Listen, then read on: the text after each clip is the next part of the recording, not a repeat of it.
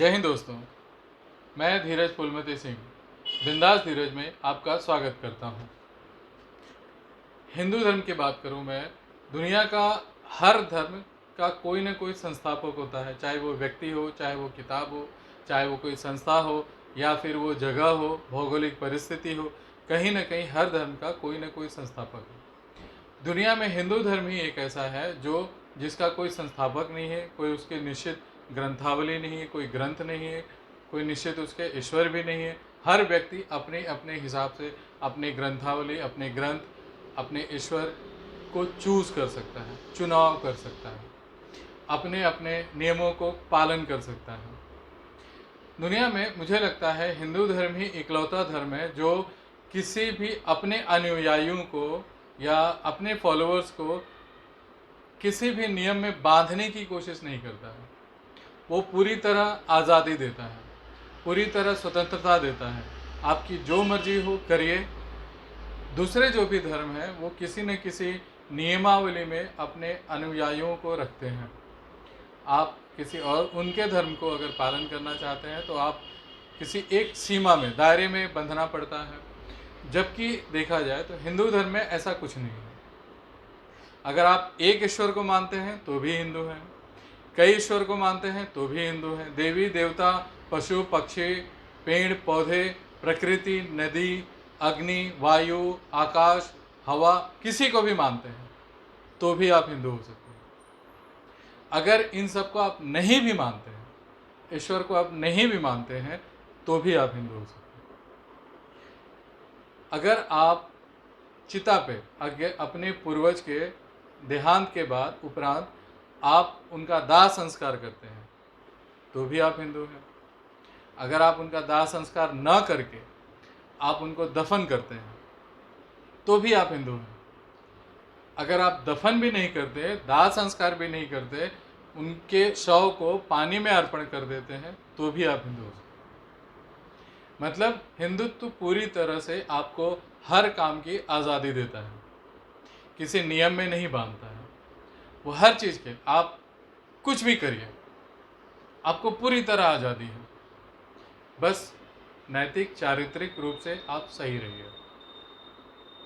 आप कोई भी पोशाक पहनिए, मेरी तरह टी शर्ट पहनिए, कोट पहनिए, पैंट पहनिए, जीन्स पहनिए, ना पहनिए, धोती पहनिए, कुर्ता पहनिए, सलवार पहनिए, साड़ी पहनिए, तो भी आप हिंदू हो सकते हैं। अगर आप अर्धनग्न हैं तो भी आप हिंदू हो सकते हैं। आप पूरी तरह नग्न हैं, नागा साधु की बात कर रहा हूँ मैं, तो भी आप हिंदू हो सकते हैं। आप वैराग लेते हैं तो भी आप हिंदू हो सकते हैं। राग लेते हैं तो भी हिंदू हो सकते हैं। पारिवारिक हैं, सांसारिक हैं, तपस्या कर रहे हैं तो भी आप हिंदू हो सकते हैं। आप शमशान घाट में पूजा कर रहे हैं, आप मंदिर में पूजा कर रहे हैं, आप सड़क पे पूजा कर रहे हैं, आप संस्था में पूजा कर रहे हैं, आप पहाड़ पे पूजा कर रहे हैं, आप गुफा में पूजा कर रहे हैं, तो भी आप हिंदू हो सकते हैं। हिंदू धर्म किसी भी दायरे में नहीं बंधा हुआ है। आपको वो पूरी तरह, मैं फिर कह रहा हूँ, आपको वो पूरी तरह आज़ाद करता है। आपको सोचने को, आपको क्रियाकर्म करने को पूरी तरह छूट देता है। आप मांसाहारी हैं तो भी आप हिंदू हैं, आप शाकाहारी हैं तो भी आप हिंदू हैं, आप सर्वाहारी हैं तो भी आप हिंदू हैं। आप अपने पूर्वजों की तिरही करते हैं, 3 दिन के कर्मकांड करते हैं या 4 दिन का कर्मकांड करते हैं या 10 दिन का कर्मकांड करते हैं, आपको हिंदू होने से कोई नहीं रोक सकता। हिंदू मतलब वैदिक धर्म, मतलब सनातनी, सनातन परंपराओं को मानने वाला या वैदिक वेदों को मानने वाला, सिंधु घाटी के पास रहने वाला, वो हिंदू। आप हिंदू धर्म को सनातनी धर्म भी कहिए, वैदिक धर्म भी कहिए, कोई हर्ज नहीं है। दुनिया में हिंदू ही एक ऐसा धर्म है जिसको 5-6 नामों से जाना जाता है। सभी धर्मों को एक ही नाम से जाना जाता है। हिंदुत्व में आप हिंदू धर्म भी है, वैदिक धर्म भी है, सनातनी धर्म भी है, ये सभी धर्म एक ही है, इनके अलग अलग नाम हैं।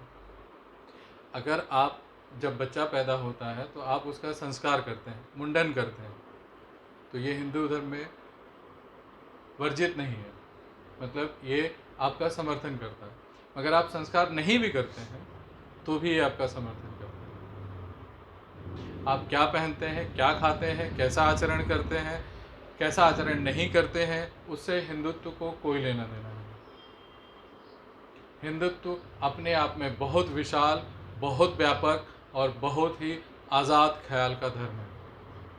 यह आपको संकीर्ण नहीं बनाता है। अगर आप इसके बावजूद भी संकीर्ण हैं, छोटी सोच के हैं, तो एक बार अपने आप को आईने में जरूर देखिएगा। आप सच में हिंदू हैं? आप सच में हिंदुत्व के पालन कर रहे हैं? आप सच में सनातन के नियमों का पालन कर रहे हैं? नहीं। अगर कोई महिला मंगलसूत्र पहनती है, सिंदूर लगाती है, साड़ी पहनती है, शादीशुदा है, तो वो हिंदू है। अगर कोई महिला मंगलसूत्र नहीं पहनती है, सिंदूर नहीं लगाती है, तो भी वो हिंदू है। उत्तर भारत के कई क्षेत्र हैं जो अलग अलग रिवाजों की वजह से दक्षिण भारत से अलग है।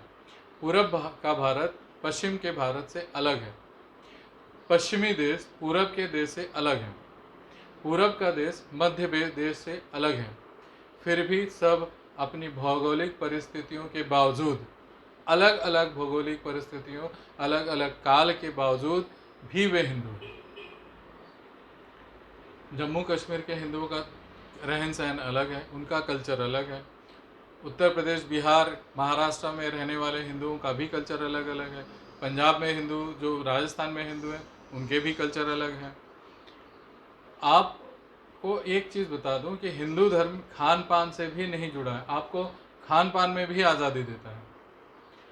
कुछ धर्म कहते हैं कि आपको यही इतने में ही रहना है, इतने में ही जीना है, इतने में ही सोचना है। हिंदू धर्म ऐसा कुछ नहीं करता। हिंदू धर्म पूरी तरह से लोकतांत्रिक नियमों का पालन करता है, डेमोक्रेसी।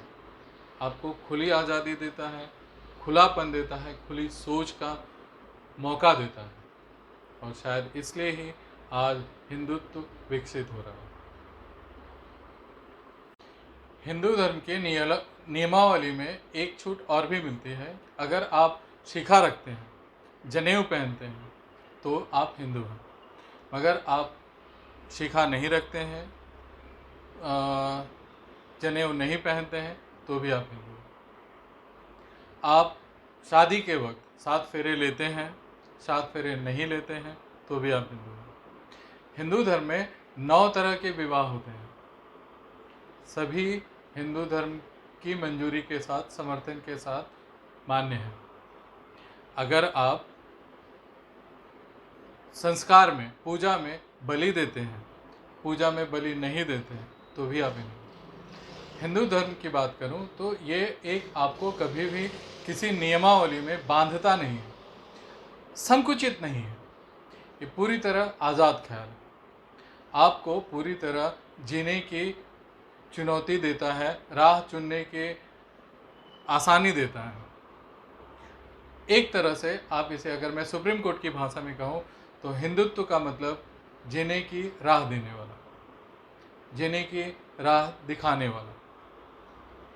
हिंदुत्व एक आज़ाद ख्याल, एक आज़ाद परंपरा का निर्वाह करने वाला, आपको सोचने की, आपको आज़ादी देने की, आपको समझने की पूरी तरह छूट देने वाला इकलौता धर्म हिंदू धर्म।